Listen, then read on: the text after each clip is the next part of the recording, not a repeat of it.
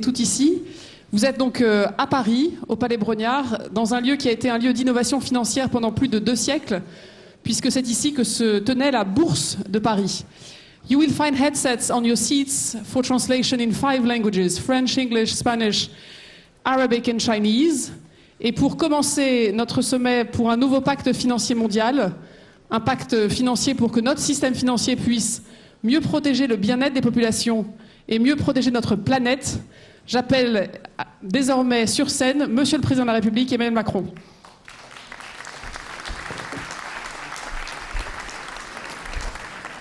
Merci beaucoup. Mesdames et messieurs les chefs d'État et de gouvernement, mesdames et messieurs les chefs d'organisations et d'institutions financières internationales, mesdames et messieurs les ministres, mesdames et messieurs les ambassadeurs, mesdames et messieurs. D'abord, je voulais vous remercier pour votre présence aujourd'hui à Paris et vous remercier, vous toutes et tous, pour votre engagement dans cette lutte contre la pauvreté et la lutte pour la planète. C'est un honneur pour nous d'accueillir ce sommet pour un nouveau pacte financier mondial. Alors, je veux d'abord souligner que ce sommet est le vôtre, c'est-à-dire celui de toutes celles et tous ceux qui sont en première ligne face à leur population, à leur planète qui se dégrade. Et ce que nous voulons bâtir ici, dans un moment où les risques de division sont grands, c'est en effet un nouveau consensus, mais qui ne soit pas dicté d'un endroit, mais qui soit en quelque sorte porté par celles et ceux qui vivent les conséquences du changement climatique et des dérèglements et ont à lutter au premier plan face à la pauvreté et ses conséquences. Les objectifs du développement durable nous ont donné un formidable élan. Le secrétaire général, en septembre prochain, organisera un sommet important avant celui de l'année prochaine. Nous avons, nous le savons aussi, des rendez-vous qui vont structurer l'agenda, la COP d'ici la fin d'année, les G20. Et il nous faut aujourd'hui réussir à avoir quelques objectifs clairs. Malgré cette mobilisation, malgré aussi ce que nous avons collectivement réussi à obtenir à Kunming et Montréal en matière de biodiversité, si nous regardons les choses en face, les inégalités augmentent, la vulnérabilité climatique ajoute encore au risque et notre monde est soumis à des chocs de plus en plus grands.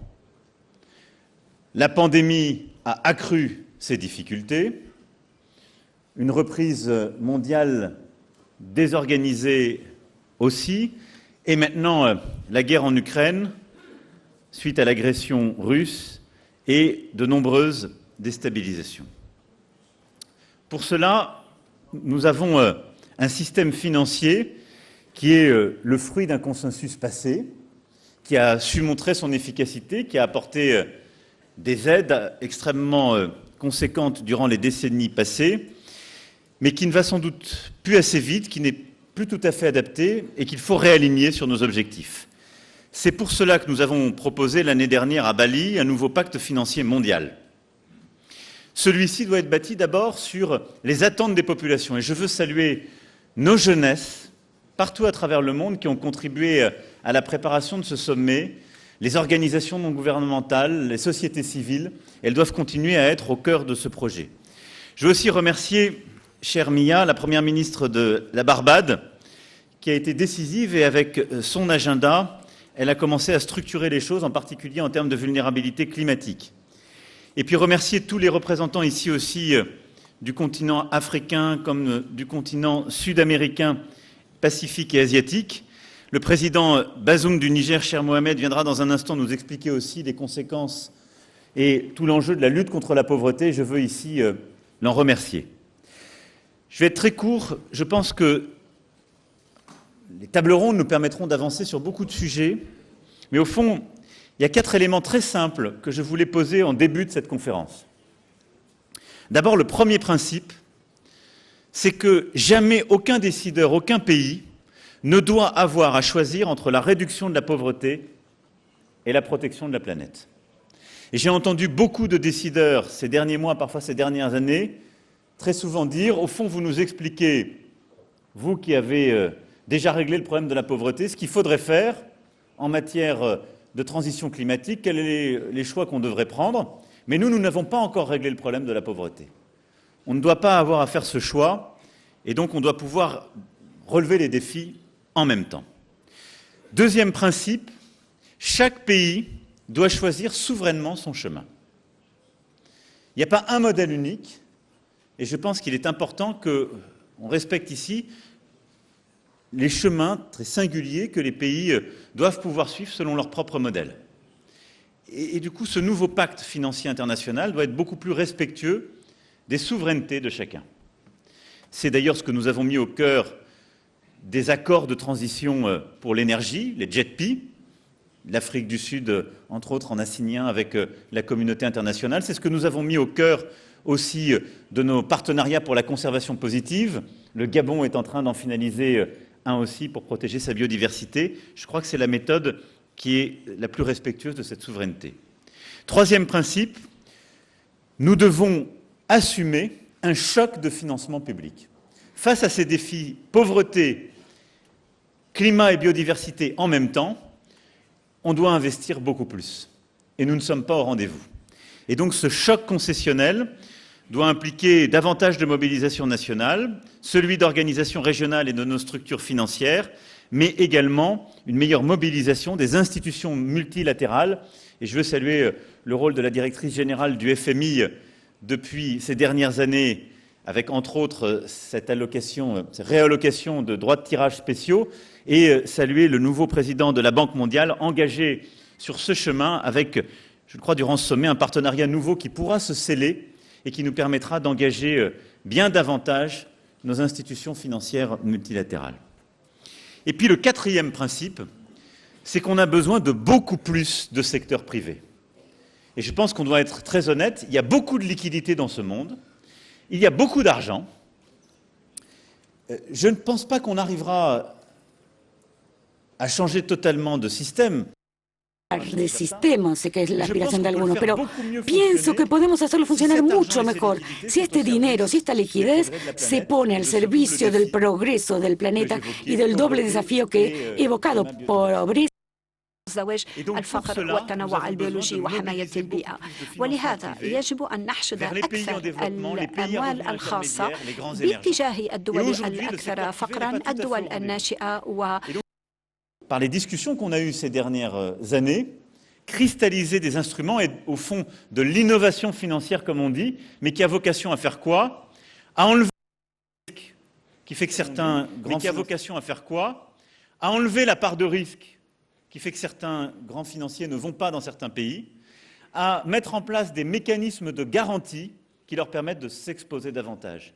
Mais il faut au fond que cette finance privée internationale qui est là soit mieux mobilisée vers les pays qui en ont le plus besoin, et pour ça qu'on arrive à être collectivement innovants, qu'on les accompagne, qu'on enlève le risque qui doit être enlevé pour permettre le déclenchement de ce financement. Mais sans le secteur privé, fonds souverains, organisations philanthropiques, grands asset managers, nous ne relèverons pas ce défi. Voilà ce que je voulais vous dire pour commencer ce sommet, avec ces 4 principes qui, je crois, doivent structurer notre action. Pour moi, cette réunion doit être celle des solutions. Et donc, nous devons, durant ces 2 jours, dégager des mobilisations, des engagements, des nouveaux instruments, des nouvelles mobilisations, j'en ferai la liste demain, mais des solutions très concrètes qui doivent changer la vie sur le terrain des pays qui sont face à ces défis. C'est à cette aune que nous serons jugés, parce que nous aurons à rendre compte. Et je vous proposerai aussi demain un mécanisme de suivi pour qu'on puisse voir si ces 2 journées sont au rendez-vous de l'ambition que nous devons porter. Je ne serai pas plus long, mesdames et messieurs. Merci à nouveau d'être là aujourd'hui.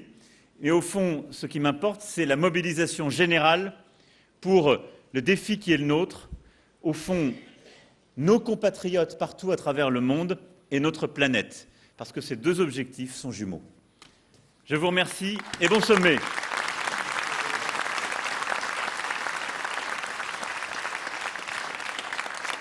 Merci, Monsieur le Président. Vous venez de le dire, nous sommes ici pour notre avenir.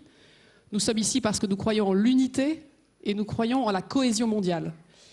Je voudrais appeler maintenant sur scène une jeune Africaine qui vient d'Ouganda, qui depuis 2019 met sur le devant de la scène la nécessité du combat pour le climat, contre la pauvreté dans son pays. J'appelle Vanessa Nakate à nous rejoindre. Elle lutte depuis 2019 pour que la voix de la jeunesse soit entendue. Elle a fondé un mouvement, Rise Up. Elle a écrit un livre, L'écologie sans frontières. Et elle a, ce matin, des choses à nous dire. Vanessa, à vous la parole.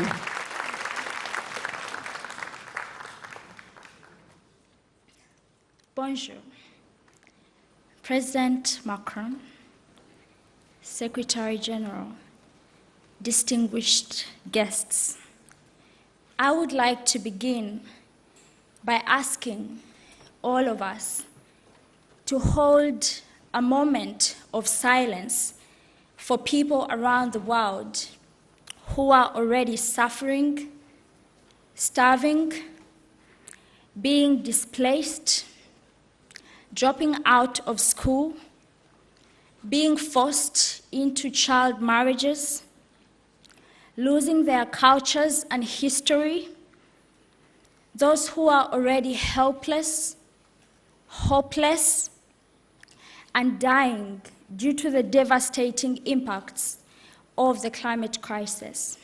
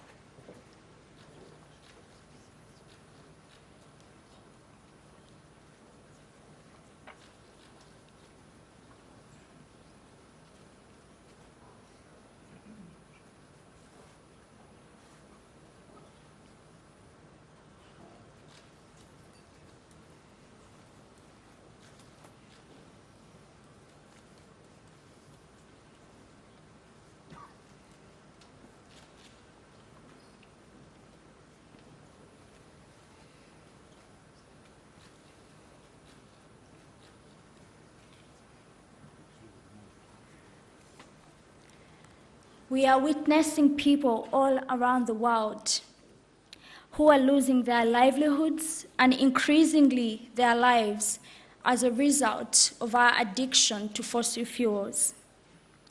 More than 46 million people in the Horn of Africa are facing crisis levels of food insecurity due to consecutive years of climate-induced droughts.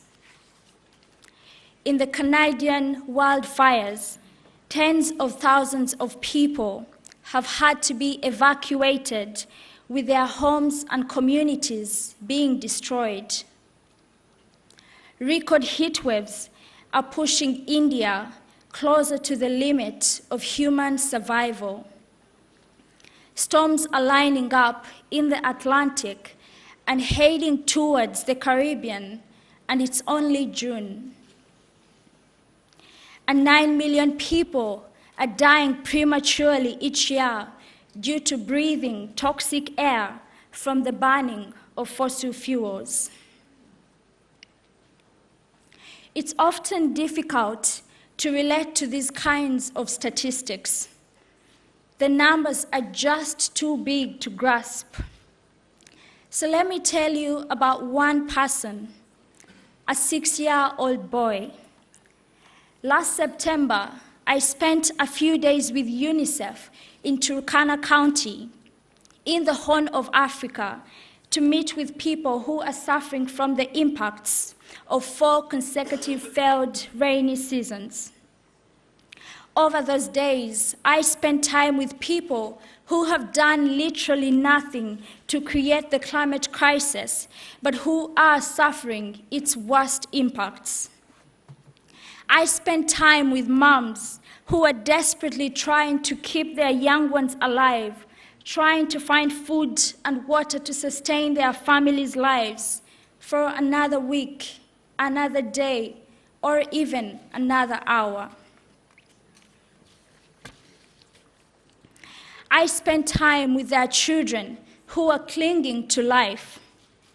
I met a young boy in a hospital where the worst cases of severe acute malnutrition are referred and treated.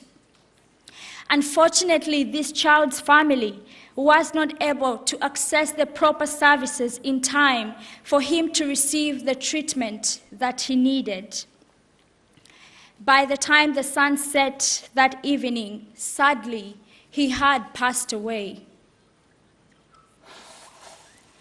This is one story about how the climate crisis is affecting people all around the world, especially in the global south. What is happening to people in the Horn of Africa and many other climate vulnerable countries is beyond heartbreaking. But it doesn't have to be this way. It shouldn't be this way. We cannot let it be this way. Last year, the United Nations General Assembly declared that everyone on the planet has a right to a healthy environment. Not one country voted against this resolution. The historic decision underscores every human being's right to breathe clean air. But the World Health Organization has been very clear. The release of toxic gases from fossil fuels make our air unsafe to breathe. Financing more fossil fuel development would deprive the citizens of the world of our right to clean air. We must not force countries who have the right to develop and offer their citizens a better life to do so by digging up more oil and gas. Development isn't millions of people dying from breathing toxic air. Development isn't millions of people being pushed to the brink of starvation after years of drought. Development isn't millions of people in small island communities having their economies, their culture, and increasingly their lives ripped apart by hurricanes and sea level rise. Development doesn't require fossil fuels. Development requires energy. Now, I am not a finance expert, and I am not an energy expert. And some leaders often discount young people for not understanding the complexities required to finance the energy transition. But I do know that you cannot have a finance summit without talking about fossil fuels. You cannot have a finance summit without talking about people. According to the IEA, about 770 million people live without access to electricity, mostly in Africa and Asia. For decades, the big oil and gas companies have been pretending fossil fuels will bring development to poor communities in the global south. We know this is a lie. The power lines and pipelines are never going to reach those in rural villages in the global south. Most of the fossil fuels developed will be sent overseas, and the profits line the pockets of those who are already extremely rich. A new fossil fuel infrastructure will soon become stranded assets. So why do these companies and the governments and banks who enable them continue to lie about this? One word: short-term profit. These leaders value profit over people, over our ecosystems, over our planet, and over our existence. As the UN Secretary General, Mr. Antonio Guterres said, the coal, oil, and gas companies are pushing an agenda that is incompatible with human survival. He also said that government and business leaders who are acknowledging the climate emergency but are simultaneously pushing for more fossil fuel development, are clearly saying one thing, but doing another. Simply put, he said, they are lying. But do the desperate warnings from the world's most trusted climate scientists stop our leaders? No. ExxonMobil, BP, Shell, Chevron, and Total recorded a combined $55 billion profit in the second quarter of 2022 alone.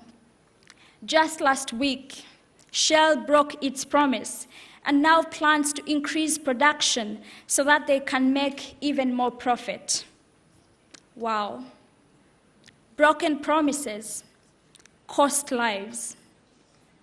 The IEA found that fossil fuel consumption subsidies rose to over $1 trillion in 2022 alone. $1 trillion.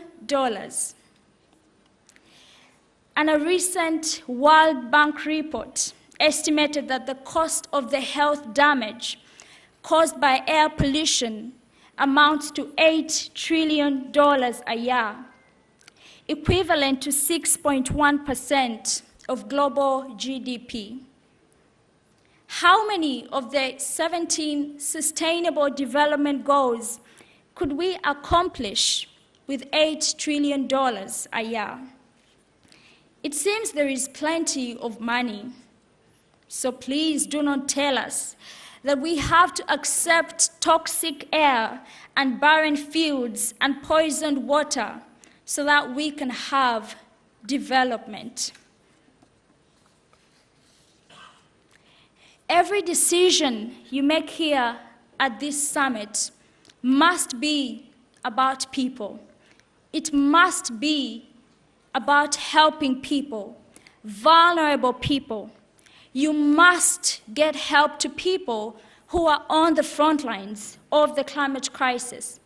And you must help the leaders of climate vulnerable countries to bring real development to their people without having to dig up new oil and gas, which will only put their economies at risk with stranded assets, and their people at risk to more severe climate impacts. You must make polluters pay. You must cancel the debt and get grant-based climate finance to global South countries so that they are no longer forced to pay for a crisis they did not create. You must be thinking in trillions, not billions. You must help us get real loss and damage funds to flow to those communities who need it the most. And we must remember that more fossil fuels only means more loss and damage. As you are considering a new finance pact, it must be a pact that supports an equitable fossil fuel phase-out in conjunction with an equitable renewable energy phase-in. As the COP28 president, Sultan Al-Jaber, recently said, a phase-out of fossil fuels is inevitable. With the right decisions here, you can help make the inevitable happen now.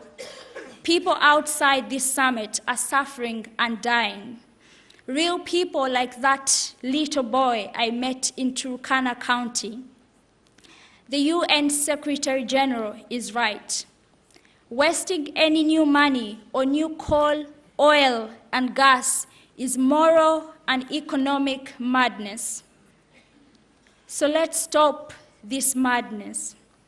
Let's put people above profit. Let's not let that little boy in Turkana die in vain. The people of the world are counting on you. The people of the world are watching what you do here. Please remember the people. The people. We the people. Thank you.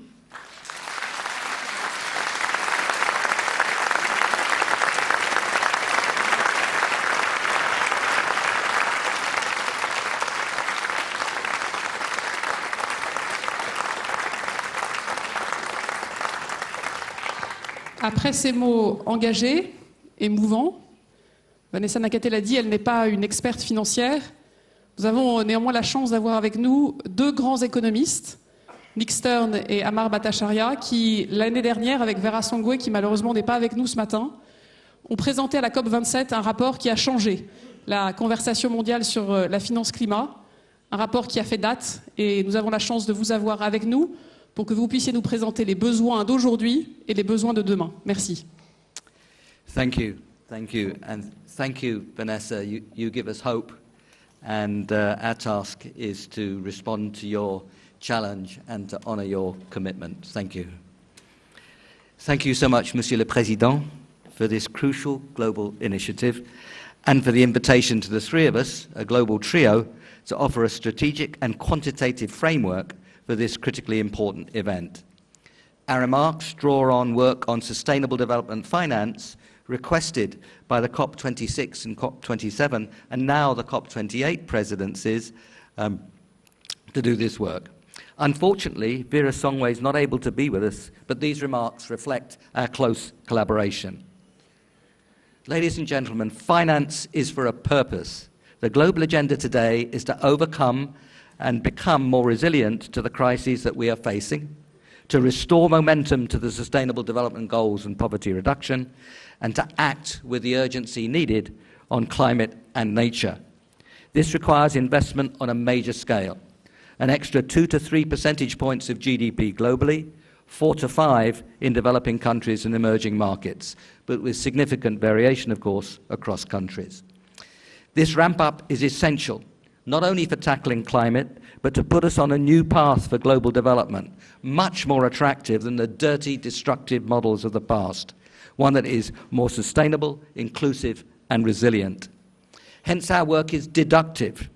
If we want to deliver on this vital global agenda, this is what we have to do.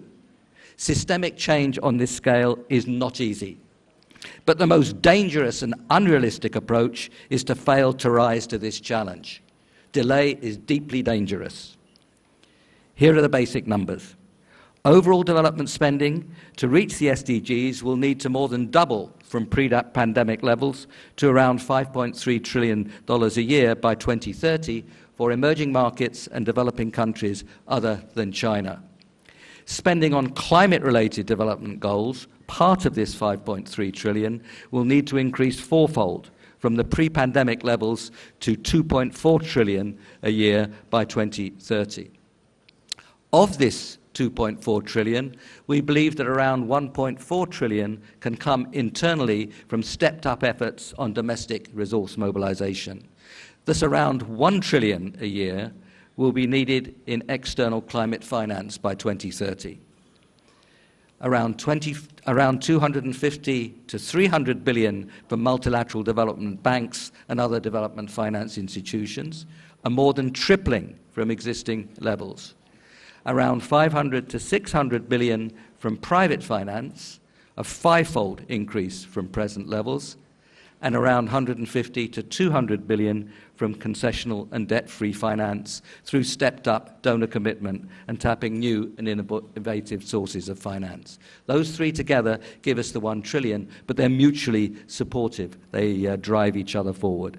This quantitative framework is set out in a note that has been posted by the organizers on the summit website.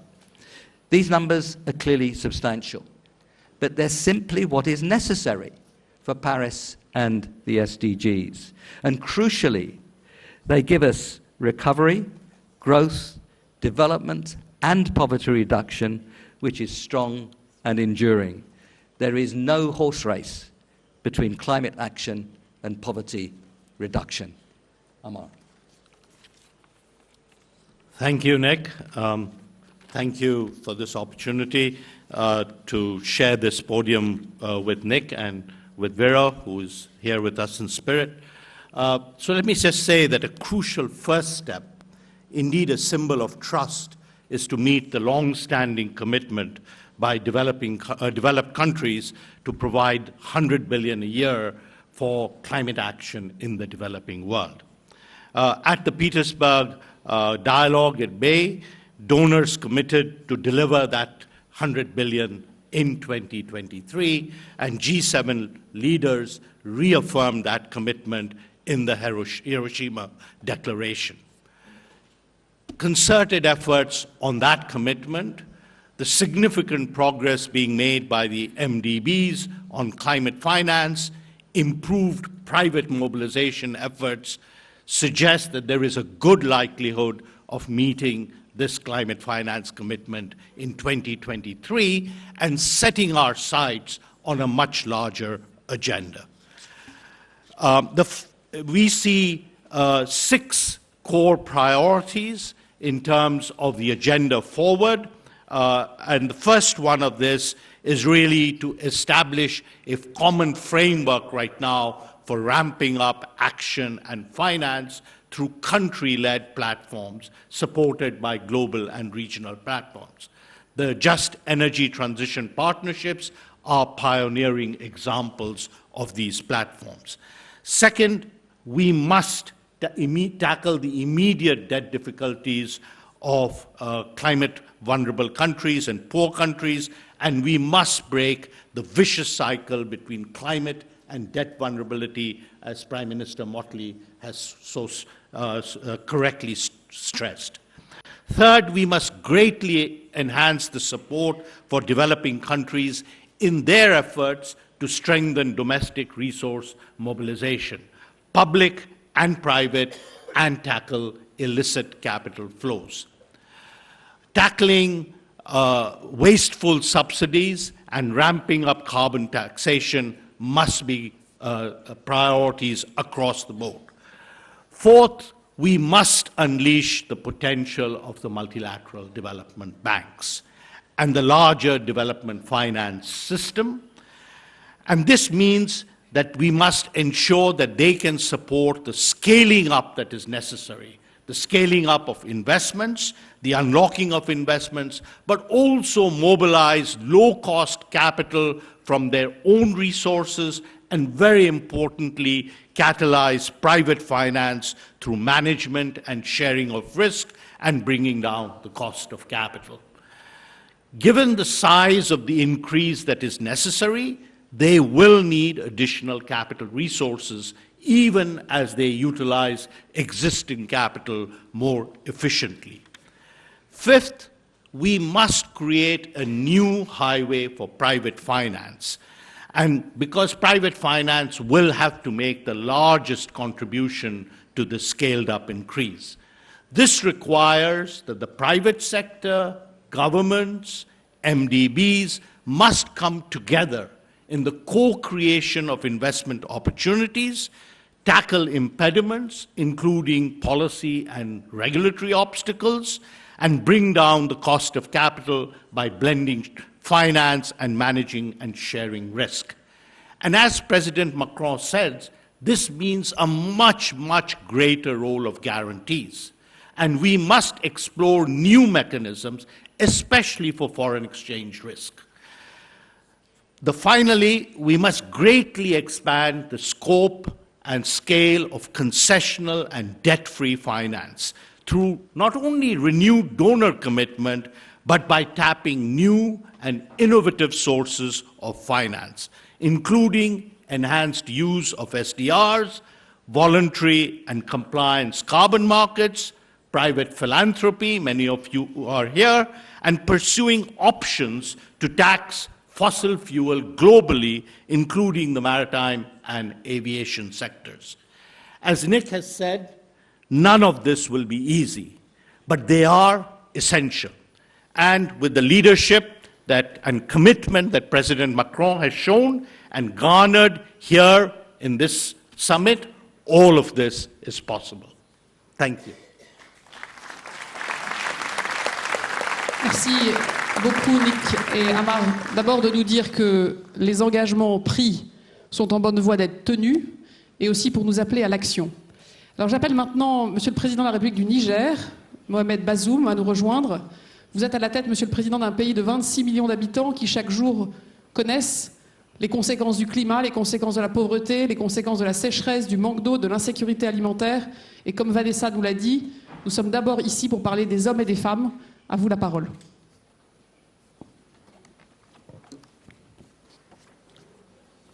Mesdames et Messieurs les chefs d'État et de gouvernement, Mesdames et Messieurs les chefs des institutions internationales, Mesdames et Messieurs, sur le chemin ponctueux des sommets décisifs, ce sommet de Paris marque un jalon important faisant suite notamment à l'accord de Paris sur le climat de 2015, l'agenda 2030 des Nations Unies et l'agenda 2063 de l'Union africaine.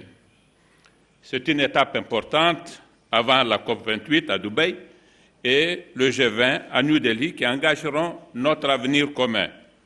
Je salue donc cette initiative du président Macron, président de la République française, et je le remercie aussi de m'avoir invité et me donner la parole à cette cérémonie d'ouverture. L'ambition de ce sommet, ceux qui m'ont précédé l'ont dit, c'est d'aboutir à répondre à la grande crise multidimensionnelle qui a fragilisé le système financier mondial et amené le monde au bord de péril. La réponse est une urgence face aux urgences. La réponse, à côté des urgences, il y a l'essentiel. Concevoir un système plus juste et plus résilient pour éviter le chapelet des crises décennales et la succession de réformes définitives censées les résoudre depuis plus d'un siècle. À cette fin, À cette fin, et pour susciter l'adhésion, une conception collaborative et inclusive des parties prenantes publiques et privées permettra de fixer par itération les termes du pacte de manière juste et robuste. Je salue donc l'approche holistique, cohérente, mettant la finance au service de l'économie réelle de ce sommet, qui veut bâtir un nouveau pacte financier mondial autour du traitement des défis majeurs de notre époque.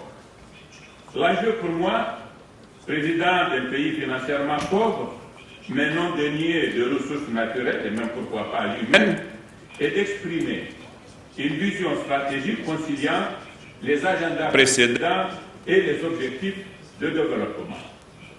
Dans le cadre des objectifs des agendas qui sont bien définis, il s'agit d'obtenir dans le consensus visé par le sommet un accord de principe pour une certaine flexibilité et des marges de manœuvre permettant d'atteindre les objectifs régionaux et locaux de développement tout en respectant les contraintes globales. Excellences, Mesdames et Messieurs, permettez-moi ici d'apporter un témoignage personnel sur le changement climatique et ses impacts. Tout au long de ma vie, j'ai vu une succession de sécheresses privant les cheptels de pâturage et les paysans de récolte. J'ai vu la terre rougie, des cheptels décimés, des régions livrées à la famine et des cohortes de grossir les bidonvilles. J'ai observé la paupérisation des régions entières défigurées par la désertification.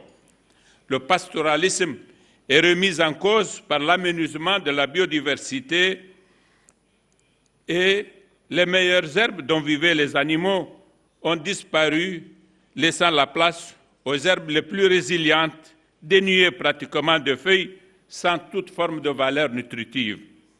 Et le loin, au Sahel, le temps où une vache se reproduisait en moyenne chaque année, tout en produisant du lait pendant 9 mois.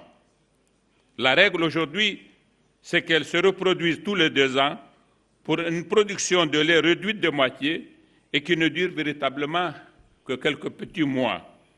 C'est cela qui explique que le Sahel n'est plus synonyme que de sécheresse, mais aussi et surtout, malheureusement, de violence. La sécheresse a généré la violence comme sa conséquence naturelle. Ce sont là, en grande partie, les effets en chaîne du changement climatique, qui est un fait observable par chacun d'entre nous. La crise migratoire et la crise sécuritaire alimentée par les crises climatiques, économiques et la démographie sont notre réalité quotidienne que la communauté internationale se doit de regarder avec discernement et responsabilité. Dans mon pays, la démographie non maîtrisée est le facteur prépondérant alimentant la pauvreté sur lequel se greffent les autres crises migratoires, sécuritaires et environnementales notamment. En accédant à l'indépendance en 1960, le Niger comptait 3 millions d'habitants. Aujourd'hui, il en compte, vous l'avez dit, 26 millions. Avec le taux actuel de croissance, nous serons autour de 70 millions à l'horizon 2050, c'est-à-dire demain. Sans politique intelligente de gestion démographique, tous les efforts de développement et d'éradication de la pauvreté seront vains. Notre taux de croissance actuel reflète le fait que 77% des filles se marient avant leurs 18 ans et 28% se marient avant leur 15e anniversaire.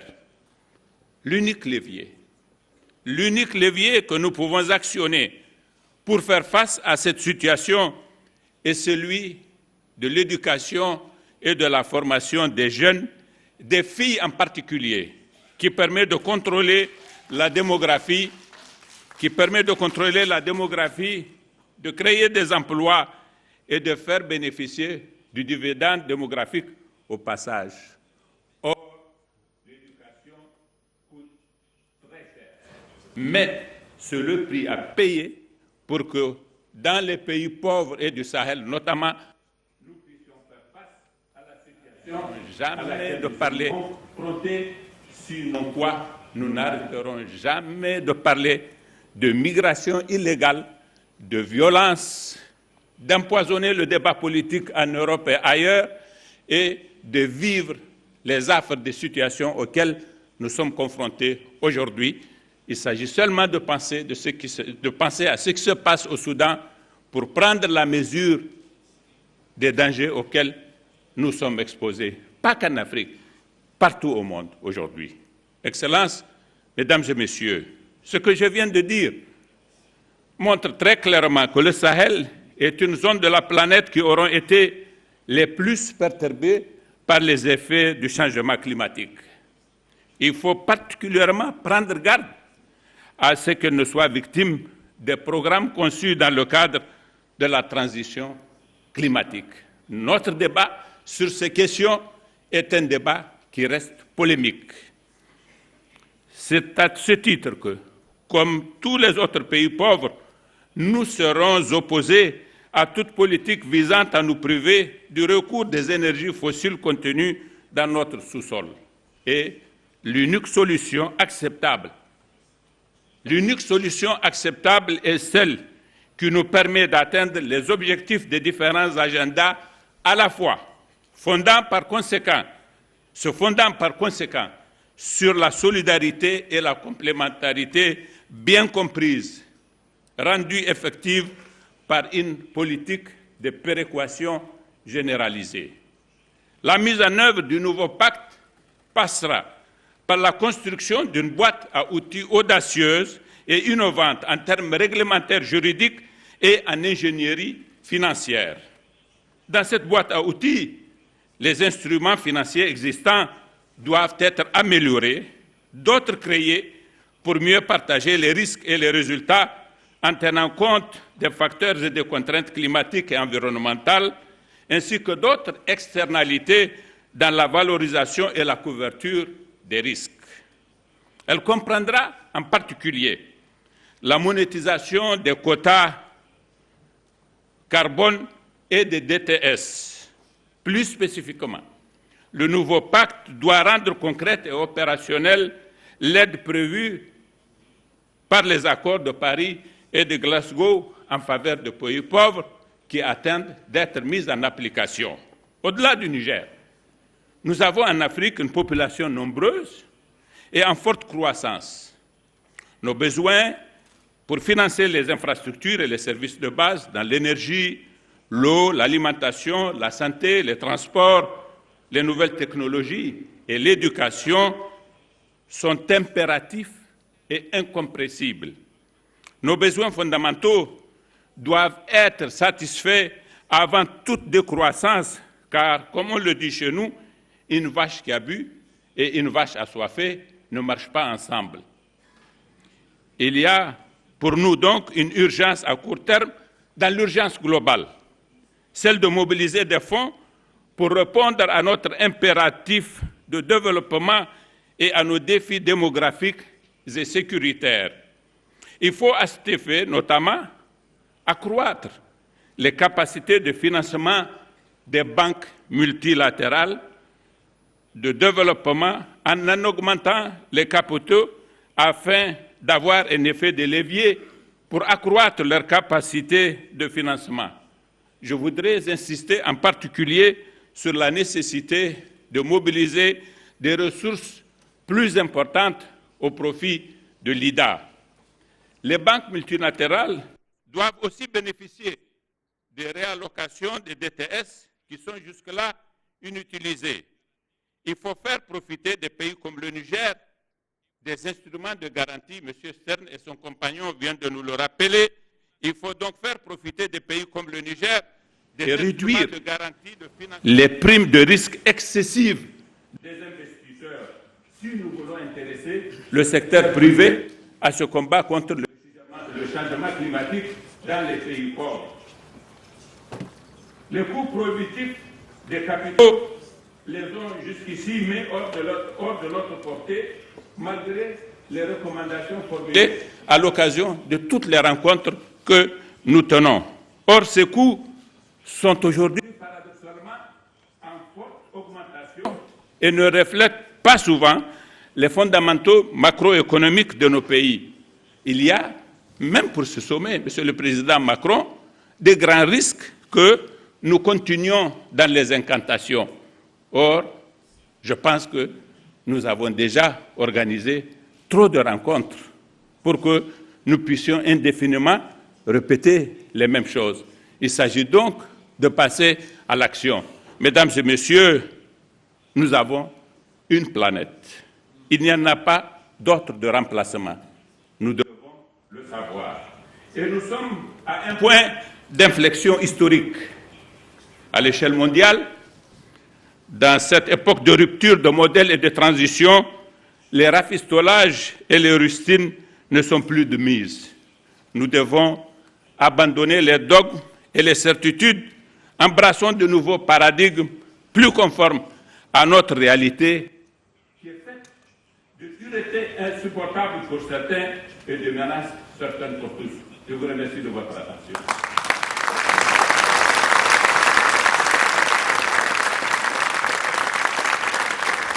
Merci beaucoup, Monsieur le Président. Vous avez parlé de menaces. Il y a effectivement de nouvelles vulnérabilités.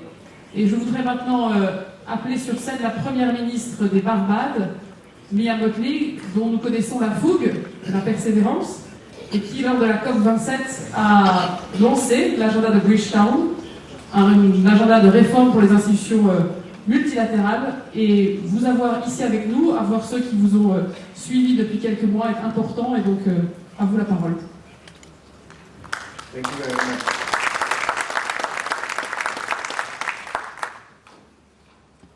President Macron, Secretary General, distinguished colleagues, heads, distinguished guests, people of the world.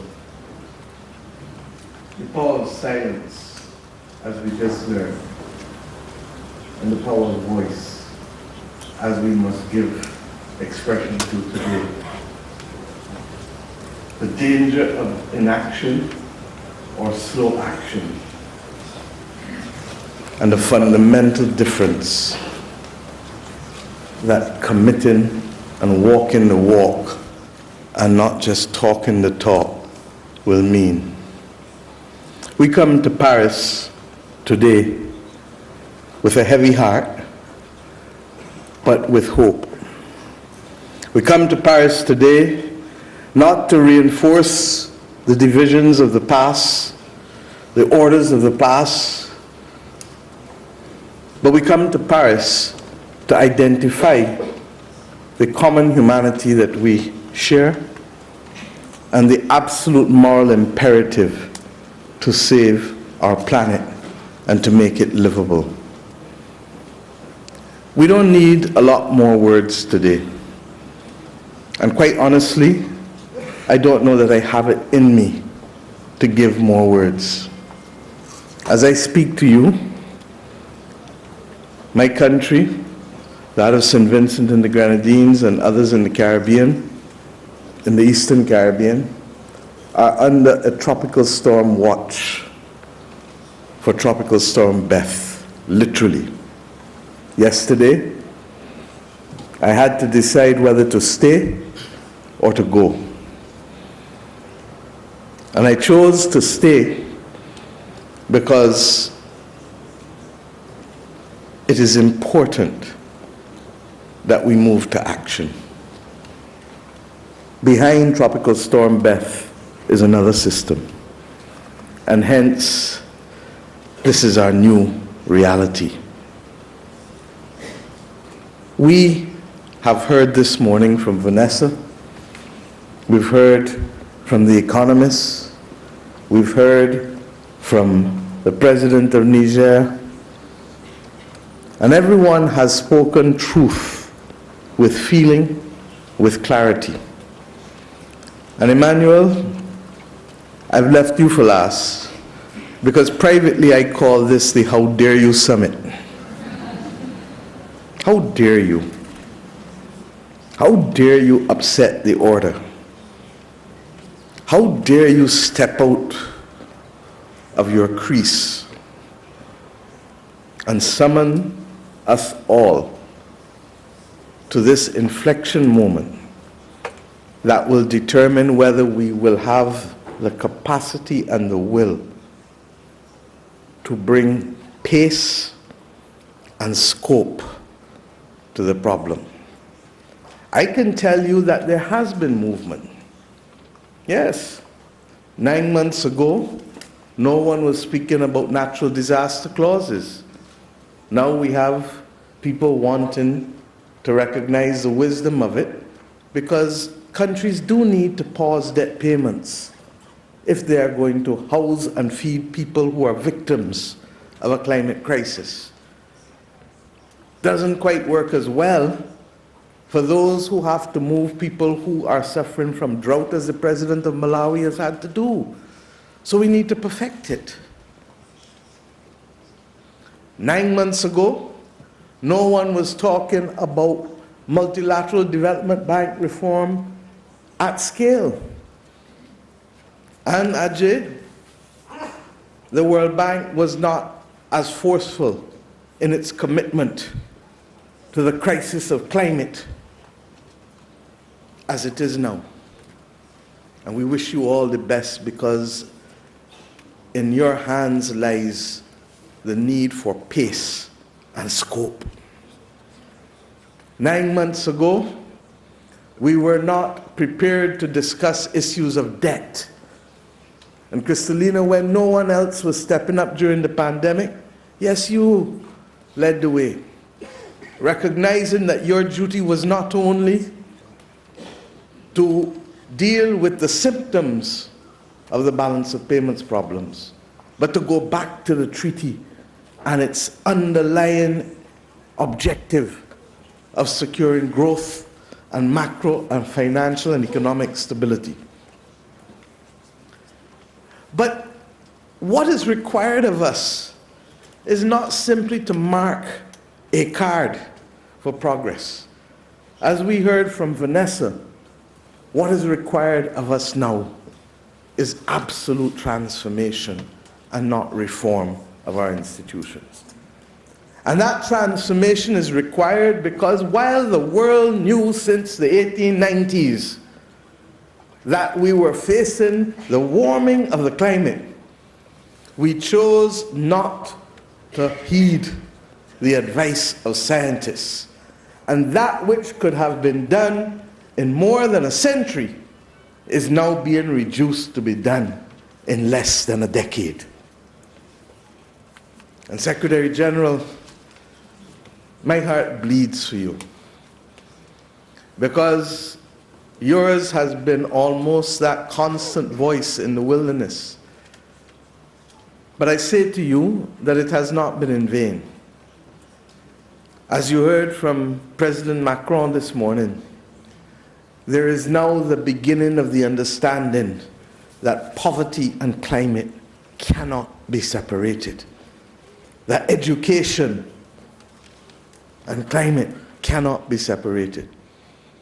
And later today we will go into the details of what that action must look like, much of which we have put in the Bridgetown Initiative, not because we believe we have the answers alone, but simply because we had the will to pull people together and say, let us discuss these issues and let us make enough noise consistently to command the attention of those who must speak and who must act.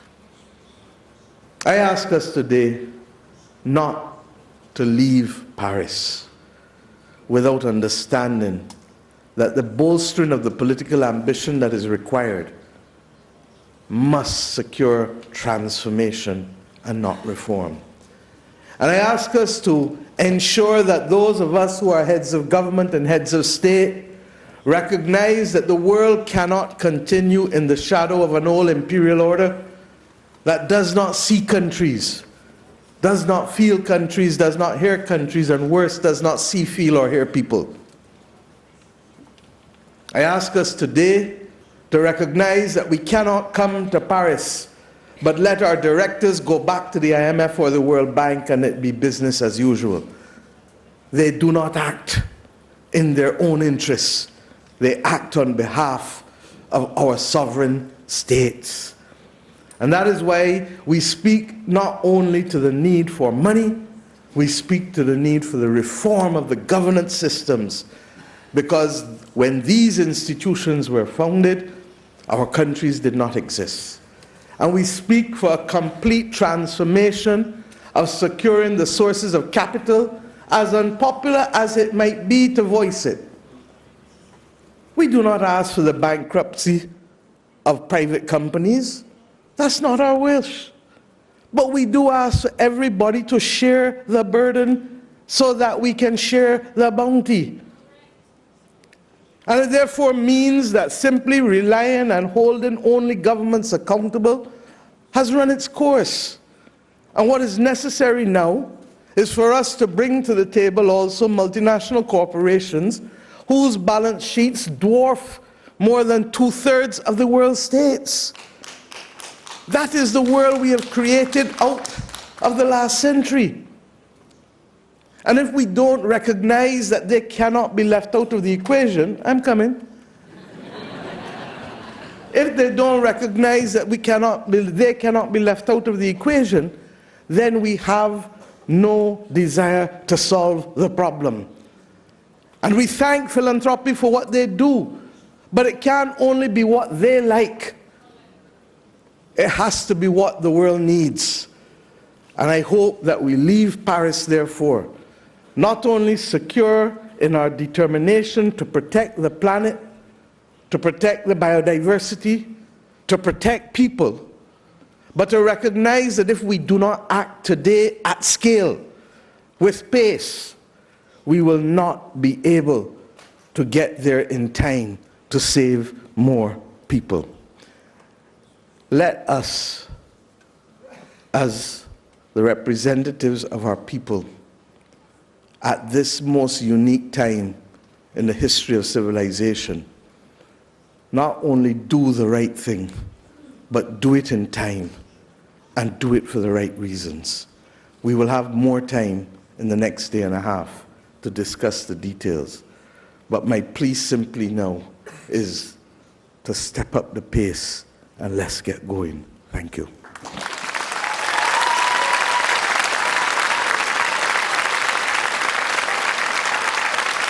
Merci beaucoup, Madame la Première ministre. Pour conclure cette cérémonie d'ouverture, j'appelle le secrétaire général des Nations Unies, Antonio Guterres, pour nous présenter votre vision. Il y a 7 ans maintenant, l'agenda 2030 des objectifs de développement durable était présenté. Nous sommes à mi-chemin. Comment voyez-vous l'avenir? Et vous avez fait, il y a quelques jours, un appel à une transformation, comme disait la Première ministre, du système financier. Nous voulons vous entendre ce matin. Monsieur le Président, cher Emmanuel, Excellences, Mesdames et Messieurs, tout protocole observé. Merci, cher Emmanuel, d'organiser ce sommet important dans un contexte international qui ne manque pas de défis. Et merci, cher Mia Motley, pour les efforts entrepris dans le cadre de l'initiative de Bridgetown. C'est là une remarquable base de travail pour apporter une réponse aux difficultés auxquelles font face un si grand nombre de pays en développement. Car l'immobilisme n'est pas une option. Le système financier international est en crise. À mi-chemin de l'échéance du programme 2030, les objectifs de développement durable s'éloignent chaque jour un peu plus. Même les objectifs les plus fondamentaux en matière de faim et de pauvreté reculent après des décennies de progrès. Oui, en 2023, plus de 750 millions de personnes ne mangent pas à leur faim. Et des dizaines de millions de personnes supplémentaires sont en train de basculer dans l'extrême pauvreté. La pandémie du Covid-19 et l'invasion russe de l'Ukraine ont empiré les choses. Les pays riches ont pu générer des liquidités nécessaires pour relancer leurs économies. À l'inverse, les pays en développement n'ont pas cette capacité et doivent faire face à des coûts d'emprunt abusifs jusqu'à 8 fois supérieurs à ceux des pays développés. De nombreux dirigeants sont confrontés à un choix cornélien, assurer le service de leurs dettes ou subvenir aux besoins de leur population. Beaucoup de pays africains dépensent aujourd'hui plus d'argent pour rembourser leurs dettes que pour les soins de santé, avec des séquelles terribles pour des générations entières. Aujourd'hui, 52 pays sont en défaut de paiement ou se rapprochent dangereusement de cet état. Et cela inclut la majorité des pays les moins avancés, tout comme la majorité des 50 pays les plus vulnérables au changement climatique. Des dizaines d'autres risquent de les rejoindre. Et cette situation est intenable. Il est clair que l'architecture financière internationale a failli dans sa mission de fournir un filet de sécurité global aux pays en développement. Et la raison est simple.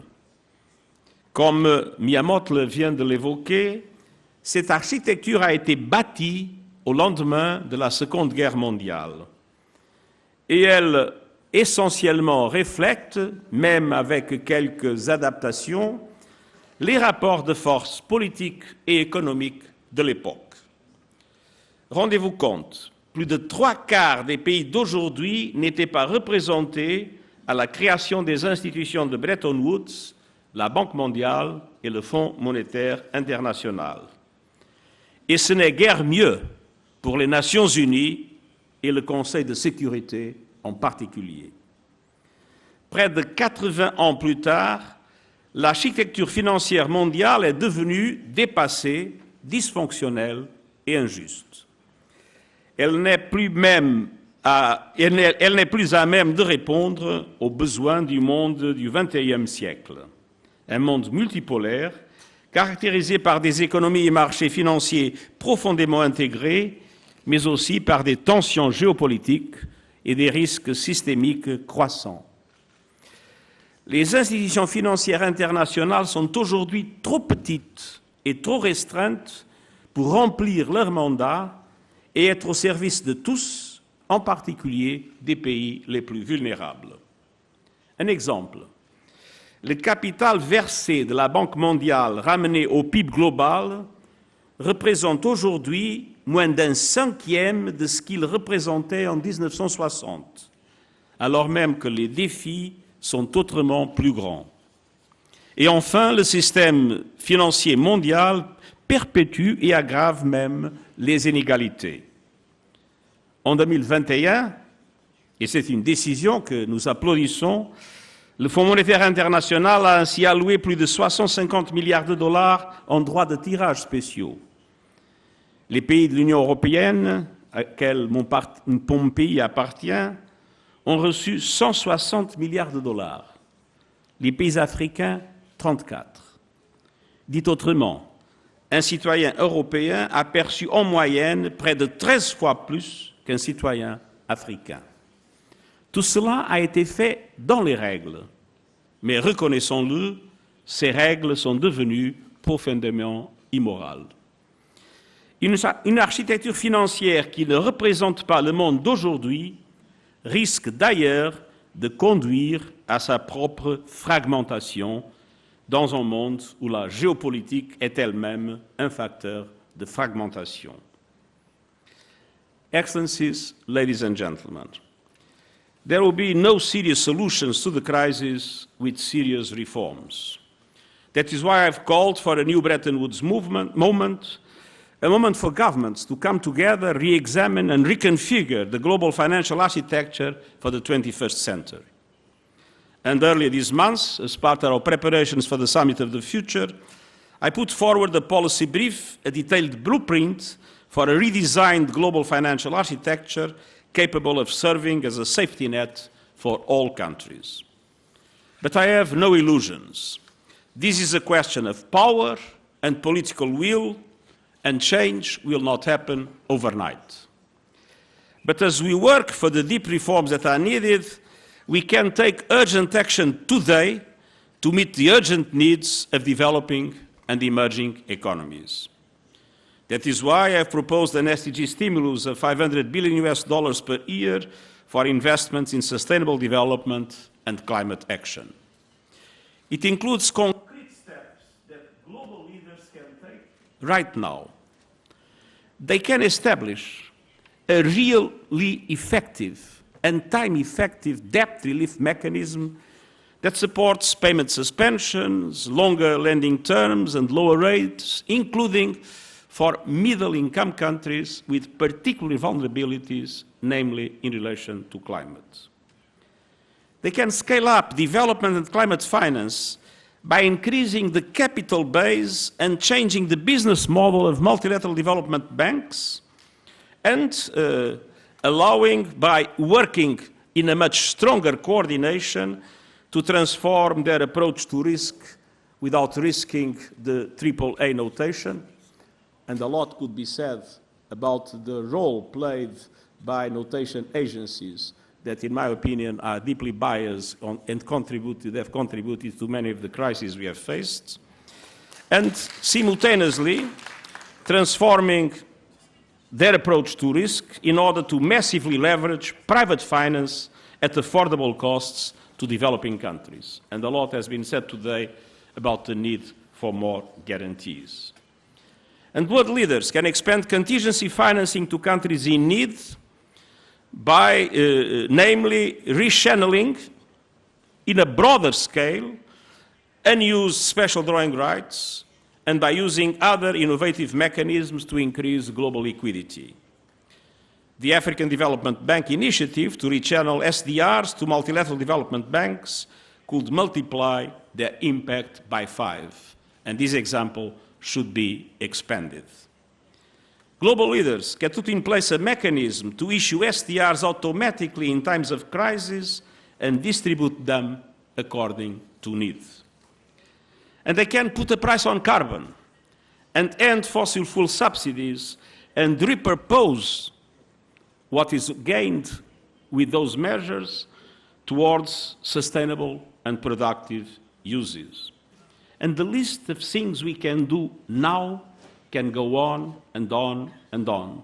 And this is an area that I'm sure the 2 next days will be very useful in finding concrete forms of moving really forward. Taken together, these steps would help to beat poverty and hunger, uplift developing and emerging economies, and support investments in health, education, and climate action. We do not have to wait for root and branch reform of the international financial architecture. We can take steps right now and take a giant leap towards global justice. Excellencies, ladies and gentlemen, I'm fully aware of the challenges and headwinds we face. Power dynamics and constraints on global cooperation in today's world make problems more difficult to solve. But solutions are not impossible, and we can start now. Your discussions can yield meaningful results for people in need. And I urge you to make this meeting not just a cri du cœur for change, but a cri de guerre, a rallying cry for urgent action.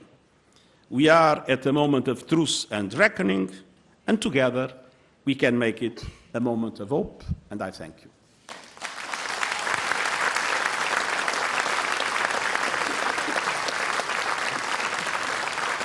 Merci beaucoup, Monsieur le Secrétaire Général. Vous l'avez dit, nous sommes là pour agir, non pas pour juste penser. Le sommet est donc ouvert. Je vous invite, vous remercie d'abord d'avoir participé à cette cérémonie, vous invite les uns et les autres à rejoindre, soit dans cette même salle à 10h45, la première table ronde animée par le ministre de l'Économie et des Finances, Bruno Le Maire, sur l'évolution du rôle des banques multilatérales de développement, ou à rejoindre la cinquantaine d'événements qui se tiennent ici, qui se tiennent à l'OCDE ou à l'UNESCO et qui commenceront elles aussi à 10h45. Many thanks to all. Have all a great summit. Et nous nous retrouverons demain autour du président de la République pour les solutions.